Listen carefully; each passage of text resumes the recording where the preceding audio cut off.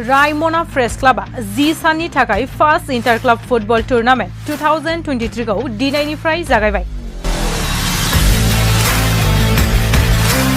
बे समाव हादर आरो रायजोआव गुबुन गुबुन गेलेनाय बिथिंखौ लानानै लाइमोनफोरखौ गोबां गोसो होथाबनायखौ नुनो मोनगासिनो दं, जेरै जोलुर, काबादि, भलिबल, बोरला गावनाय, बक्सिं बायदि बायदि गोबां खेलाखौ गेलेनानै मेडेल लानानै ओनसोलाव समाजाव हारियाव गोबां मुं खामायनायखौबो जों सानसेनि उनाव सानसे नुबोगासिनो दं। जाय खेलाखौ गेलेनानै गाव गावनि देहाखौ राफोद लाखिनायजों लोगोसेनो गावबागाव जिउनि राहाबो दानानै लानो हायो। थिग बेबादिनो बैफोर माखासे लाइमोनफोरखौ गेलेनाय बिथिङाव थुलुंगा होनायजों लोगोसेनो ओनसोलाव जौगानाय लाबोनो थाखाय 10 साननि थाखाय क'क्राझार जिल्लानि गसाइगाव महकुमानि सिङाव थानाय रायमना प्रेस क्लाबनि बानजायनायाव दिनैनिफ्राय फार्स्ट इंटर क्लब फुटबल टूर्नामेंटखौ रायमना प्रेस क्लाबनि गेलेग्रा फोथाराव जागायबाय। क्लब काम लाइब्रेरिनि बानजायनायाव जोंनि बे रायमना फिल्डआवहाय मोनसे जोलुर बादायलायनाय हाबाफारिखौ जोङो बेवहाय लादों आरो बे हाबाफारिया दिनैनिफ्राय लानानै 15 तारिखसिम जागोन आरो बेवहाय टोटेल गासै 16टा क्लाबफ्रा बेवहाय बाहागो लागोन। दिनै गिबि खेब बा ओपनिं गेम हिसाबै जोंनि मथामबिल FC versus यांगस्टार club Santhal colony बिथांमोना बेवहाय बाहागो लागोन। दा बे खेलाखौ जोङो गिबि खेबनि थाखाय बा रायमना फ्रेन्ड्स क्लाब काम लाइब्रेरि बिथांमोना गिबि खेबनि थाखाय बे टुर्नामेन्टखौ अर्गानाइज खालामदों। बेखौ खुंनायनि गुबै थांखिया बेनो जे जोङो लाइमोनफोरखौ मोनसे राइट डाइरेक्सनाव लांनो थाखाय बा जोंनि बे रायमना फ्रेन्ड्स क्लाबनि जे सोद्रोमा बिथांमोन दङ बिथांमोना सावरायनायनि गेजेरजों जोंनि बे ओनसोलनि जेसेबांनाखि लाइमोनफोर दङ बै लाइमोनफोरखौ एनकारेज खालामनो थाखाय बा मोनसे राइट डाइरेक्सनाव लांनो थाखाय स्पोर्ट्स खेला दुलानि फारसे मोनसे इन्टारेस्टखौ लाबोनो थाखाय।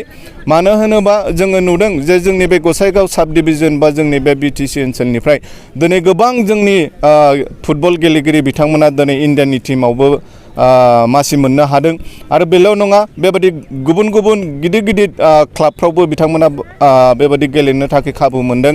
दिनै ISLआवबो बिथांमोना गेलेनो थाखाय खाबु मोनदों आरो बेजों लोगोसे गेलेनायजों लोगोसे दिनै गोबां लाइमोनफ्रा दिनै बेबादिनो Assam police, Indian army, BSF, CSF बेबायदि गोबां माखासे इन्डियान आर्मि बिदियावबो बिथांमोना साख्रि मोननो हादों। दा जोंनि बे रायमना ओनसोलनिफ्रायबो गोबां बेबादिनो आसाम पुलिसाव बेबायदि साख्रि मावनाय दङ।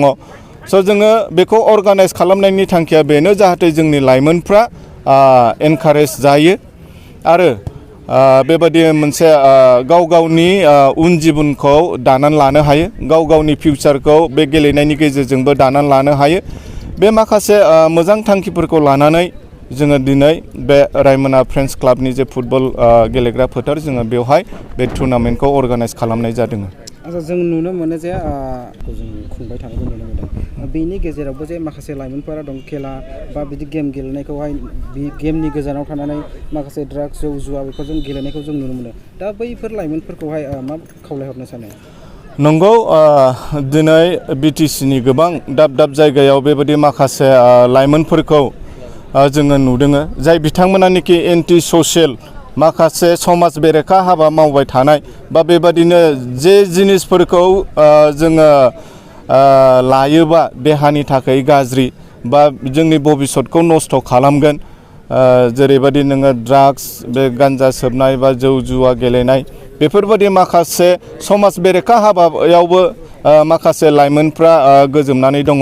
दा बिथांमोनखौ जोङो गुरैयै खावलायनो हास्थायदों जे बिथांमोननि जे बेसेन गोसा जिउ जे लाइफ बेखौहाय जाहाथे बिथांमोना नस्थ' खालामा, ओरैनो थागारनानै जाहाथे बिथांमोना नस्थ' खालामा, बेफोरखौ बाद होनानै जाहाथे बिथांमोननि जे टेलेन्ट जायहा जे टेलेन्ट दङ, सोरबा गेलेनायावनो होन, सोरबा नोङो कालचारावनो होन, सोरबा फरायनायावनो होन, सोरबा बेबायदि माखासे मोजां खामानि मावनायावनो होन, जाहाथे बिथांमोना गाव गावनि टेलेन्टखौ लानानै बे टेलेन्टखौ नार्चार खालामनो थाखाय बिथांमोना जाहाथे सेस्था खालामो बेखौ जोङो खावलायो।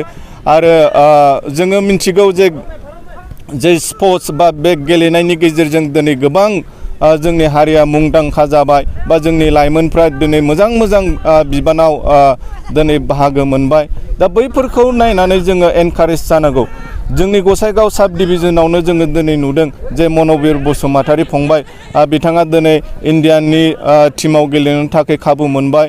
जोंहा गोगोमसार गयारी फंबाय बिथाङा दिनै इन्डियानि आन्डार 19 जे फुटबल टीम बेवहाय बावैसो सिगां जालांनाय जे नेपालाव जालांनाय जे सेफ बेवहाय बिथाङा हाइएस्ट स्करार हिसाबै बिथाङा गनायथि मोनबाय।